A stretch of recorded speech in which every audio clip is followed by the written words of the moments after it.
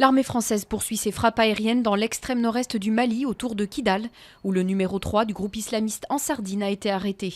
C'est dans cette vaste zone de montagnes et de grottes située près de la frontière algérienne que se trouverait une bonne partie des chefs et des combattants djihadistes, ainsi que les 7 otages français au Sahel.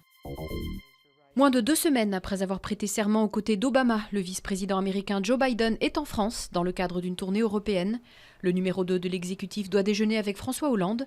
Au menu de leur rencontre, l'intervention française au Mali, le conflit en Syrie et le dossier nucléaire iranien. La procréation médicalement assistée sera bien examinée avant la fin de l'année. Jean-Marc Ayrault l'a assuré en marge d'une visite au Cambodge, alors que le calendrier de cette mesure divise. Mais le projet de loi sur la PMA ne sera présenté qu'après l'avis du Conseil d'éthique, attendu à l'automne. Après la mort d'un bébé in utero à Paris, une triple enquête médicale, administrative et judiciaire est menée pour tenter d'éclaircir le drame.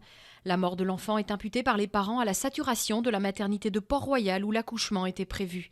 La ministre de la Santé, Marisol Touraine, a demandé une enquête exceptionnelle. De premières réponses sont attendues dans l'après-midi. C'était le grand événement sportif de l'année aux États-Unis, le 47e Super Bowl, la finale de la Ligue de foot américain.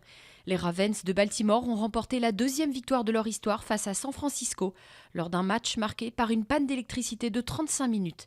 Mais juste avant la coupure, Beyoncé avait eu le temps d'électriser le spectacle de la mi-temps, en chantant en direct cette fois devant 73 000 spectateurs.